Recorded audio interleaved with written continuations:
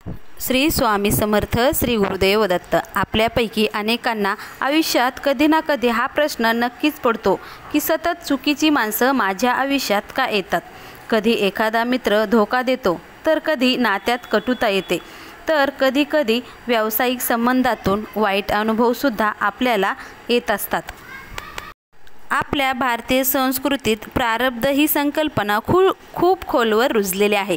यानुसार आपल्या सध्याच्या आयुष्यात घडणाऱ्या घटना, सुख दुःख आणि भेटणारी माणसं ही आपल्या मागील जन्माची कर्माची करायची गरज आहे का? जर आपल्याला सतत चुकीची माणसं भेटत असतील, तर काही वेळा आपण त्याला प्रारब्ध मानून हे माझ्या नशिबातच होतं असं म्हणून सोडूनसुद्धा देत असतो.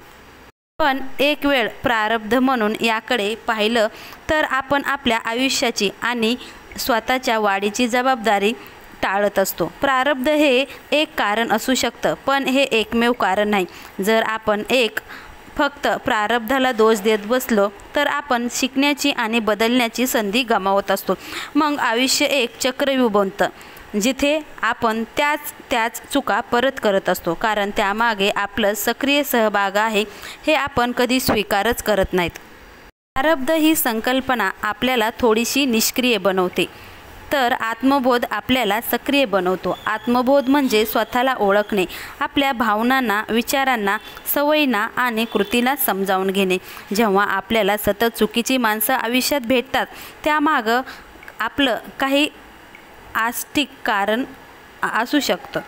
तर आपल्या आवडीनिवडीची किंवा अपेक्षाची गरज असते का? आपण कोणत्या प्रकारच्या व्यक्तींना आकर्षित करतो हे अनेकदा आपण स्वतःच्या आवडीनिवडी, अपेक्षा आणि अपूर्ण गरजावर हे आपलं अवलंबून असतं. म्हणजे काय? जर आपल्या मनात सतत सकारात्मक विचार येत असतील, आपण स्वतःबद्दल कमीपणा वाटून घेत असू, तर आपण नकळतपणे अशाच लोकांना आकर्षित करतो जे आपल्या आयुष्यात नकारात्मक ऊर्जा हे घडवून आणत असतात. कारण आपल्या नकळत आपण त्यांच्यात आपलीच नकारात्मकता हुडकून घेत असतो. अनेकदा आपण अशा लोकांकडे आकर्षित होतो जे आपल्याला हवं असलेलं काहीतरी देतात, तरी ते दीर्घकाळ हानिकारक असलं तरीसुद्धा.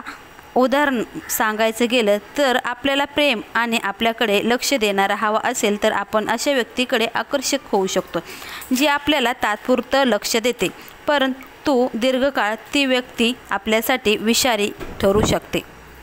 आपण लोकांकडून अवास्तव अपेक्षा ठेवतो का? प्रत्येकजण आपल्याला मनासारखं वागेल असं नाही. अशी अपेक्षा जर आपण ठेवली तर आपल्या पदरी निराशाच पडत असते. जेव्हा आपले लोक आपल्या अपेक्षा पूर्ण करत नाहीत, तेव्हा आपण त्यांना चुकीचं मात्र ठरवत असतो. आपल्या आयुष्यात लोकांना किती प्रमाणात प्रवेश देऊ शकतो, यासाठी आपण काही स्पष्ट सीमा निश्चित केल्या पाहिजे. नाही म्हणण्याची भीती. अनेकांना नाही म्हणायला खूप अवघड वाटतं. यापेक्षा ते लोकांना हो म्हणतात. ते त्यांचा फायदा घेतात आणि त्यांना दुखावतात. नाही म्हणण्याची शक्ती आपल्यात अनावश्यक त्रासापासून आपल्याला वाचवत असते. त्यामुळं नाही म्हणायला शिका तुम्ही. जेव्हा आपण आपल्या मर्यादा स्पष्टपणे सांगत नाहीत, तेव्हा ते लोक नकळतपणे त्यांचे उल्लंघन करतात. त्यामुळे आपल्याला अपमानित झाल्यासारखं वाटतं आणि आपण त्यांना चुकीचं हे समजत असतो. स्वतःच्या गरजा दुर्लक्षित करणे. जर आपण इतरांच्या गरजांना प्राधान्य देत राहिलो आणि स्वतःच्या गरजा दुर्लक्षित केल्या, तर आपण अशा लोकांना आकर्षित करतो जे आपला गैरफायदा नक्कीच उठवत असतात. स्वतःच्या गरजा पूर्ण करणे म्हणजे स्वार्थी असणं नव्हे, तर स्वतःला महत्त्व देणं आहे हे तुम्ही नक्कीच लक्षात घ्या. भूतकाळातील अनुभवांचा प्रभाव. आपले भूतकाळातील अनुभव, विशेष लहानपणीचे अनुभव, आपल्या व्यक्तिमत्त्वावर आणि संबंधावर मोठा प्रभाव टाकत असतात. जर भूतकाळात आपल्याला काही भावनिक आघात झाले असतील, तर ते आपण नकळतपणे अशाच लोकांना आकर्षित करतो जे आपल्याला पुन्हा तेच अनुभव देत राहतील. दृष्टचक्र असू शकतं, कारण आपला मेंदू परिचित गोष्टीकडे ओढला जातो, मग त्या चांगल्या असो किंवा वाईट असो. विश्वास कमी असणे. जर आपल्याला भूतकाळात विश्वासघात झाल्याचा अनुभव असेल, तर आपण नवीन लोकांशी जोडताना त्याच्यावर लवकर विश्वास ठेवू शकत नाही हे तुम्ही लक्षात ठेवा. यामुळे आपले निर्णय चुकतात किंवा आपण चांगल्या लोकांनाही संशयाच्या नजरेनं पाहू शकतो. पुन्हा त्याच चुका करणे. आपण ज्या प्रकारच्या लोकांकडून दुखावलं गेलो आहेत, त्याच प्रकारच्या लोकांशी पुन्हा पुन्हा संबंध जोडण्याची आपली एक सवय असते का? याला पॅटर्न म्हणतात. हा पॅटर्न ओळखणं हे आत्मबोधचं एक महत्त्वाचं पाऊल आहे. आपल्या अंतर्ज्ञानाचा अभाव. आपल्या प्रत्येकामध्ये एक अंतर्ज्ञान असतं जे आपल्याला चांगल्या वाईट लोकांची ओळख करून देत असतं, परंतु आपण अनेकदा या आवाजाकडे दुर्लक्ष करत असतो. पहिला संकेत जेव्हा आपण एखाद्या व्यक्तीला भेटतो तेव्हा आपल्या अंतर्मनातून काहीतरी संकेत मिळत असतात. हे संकेत चांगले किंवा वाईट असू शकतात, पण आपण अनेकदा या संकेताकडे दुर्लक्ष हे करत असतो. विशेषतः जर ती व्यक्ती आकर्षक किंवा वेगळीच असेल. इतरांच्या मनात जास्त महत्त्व देणे. आपण अंतर्ज्ञानापेक्षा इतरांच्या मतांना जास्त महत्त्व देतो. का तर कधीकधी मित्र किंवा कुटुंब आपल्याला ही व्यक्ती चांगली आहे असे सांगतात, पण आपलं अंतर्ज्ञान मात्र वेगळंच सांगत असतं. आशेवर जगणे. एखादी व्यक्ती चांगली नाही हे माहीत असूनही ती बदलेल या आशेवर आपण तिच्यासोबत राहतो. ही एक मोठी चूक असू शकते, कारण लोक हे लवकर कधीच बदलत नाहीत हे लक्षात ठेवा. प्रारब्ध आणि आत्मबोध. एक संतुलन. तर सतत चुकीची माणसं आयुष्यात येतात, हे केवळ प्रारब्ध आहे का की आत्मबोध? तर याचं उत्तर दोन्ही आहे. म्हणजे चुकीची माणसं आयुष्यात येतात ह्याला प्रारब्धसुद्धा आपल्याला म्हणता येतं. प्रारब्ध आपल्याला काही निश्चित परिस्थिती आणि लोकांना आपल्यात आयुष्यात आणू शकतं, पण त्या परिस्थितीवर आणि त्या लोकांशी आपण कसं वागतो, त्यांना आपल्या आयुष्यात किती स्थान देतं हे आपल्या आत्मबोधावर अवलंबून असतं. हे तुम्ही लक्षात घेतलं पाहिजे.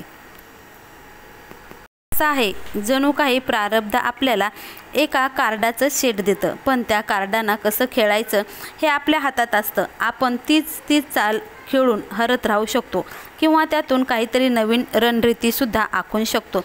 त्यामुळं प्रारब्ध हे कार्ड आहे, ते आपल्याला नीट हाताळता आलं पाहिजे. आपण आपल्या आयुष्यात येणाऱ्या लोकांशी आणि संबंधाशी पूर्णपणे प्रारब्धाला दोष देऊ शकत नाही. आपणही त्या सक्रिय सहभाग असतो. ही जबाबदारी स्वीकारल्यानेच बदलाची सुरुवात ही निश्चित घडून येते. प्रत्येक चुकीची व्यक्ती आपल्याला काहीतरी शिकवण्यासाठी येत असते हे लक्षात. ती व्यक्ती आपल्याला आपल्या मर्यादा, आपल्या दुर्बळ बाजू आणि आपल्या गरजा ओळखण्यात मदत करते. आपल्या आयुष्यात कोणत्या प्रकारचे लोक येतात याचा एक पॅटर्न असतो का? ते आपल्याला कोणत्या भावना देतात, आपण त्यांच्यासोबत असताना कसं वागतो, हा पॅटर्न ओळखणे आपण नक्कीच प्रयत्न करू शकता. परंतु सतत स्वतः काम करणे. जर आपल्याला चांगले संबंध हवे असतील तर आधी स्वतःवर काम करणं महत्त्वाचं आहे. स्वतःला अधिक प्रेम देणं गरजेचं आहे. स्वतःचा आदर करणं गरजेचं आहे. आपल्या मर्यादा स्पष्ट करणे, आपल्या अंतर्ज्ञानावर विश्वास ठेवणं गरजेचं आहे. जेव्हा आपण आतून मजबूत होतो तेव्हा आपण चांगल्या लोकांना आकर्षित नक्कीच करत असतो. निवडीचा अधिकार. आपल्या आयुष्यात कोणाला येऊ द्यायचं आणि कोणाला नाही हा निवडीचा अधिकार आपल्याकडे आहे. आपण नाही म्हणू शकतो, संबंध तोडू शकतो किंवा चांगल्या लोकांशी नवीन संबंधही जोडू शकतो. ही शक्ती आपल्या हातात आहे. आपण ज्या प्रकारची ऊर्जा बाहेर टाकतो त्याच प्रकारची ऊर्जा आपण आकर्षित करतो. जर आपण सकारात्मक आणि आशावादी असू तर आपण अशाच लोकांना आकर्षित करत असतो. आतापर्यंत आपण या समस्येने विविध पैलू पाहिलेत. आता प्रत्यक्ष यातून बाहेर येण्यासाठी काय करता येईल ते आपण नक्कीच पाहूया. म्हणजे आत्मचिंतन करा. शांतपणे बसा आणि आपल्या आयुष्यात आलेल्या चुकीच्या लोकांची एक यादी बनवा आणि त्यांच्याशी तुमचे संबंध कसे होते हे तुम्ही त्यांच्याकडून काय अपेक्षा होता, त्या संबंधामध्ये तुम्ही कसं वागलात, तुम्हाला कोणत्या भावना जाणवलात, यातून तुमच्या पॅटर्न तुम्हाला नक्कीच ओळखता येतील हे लक्षात ठेवा. स्वतःवर प्रेम करा आणि स्वतःचा आदर करा.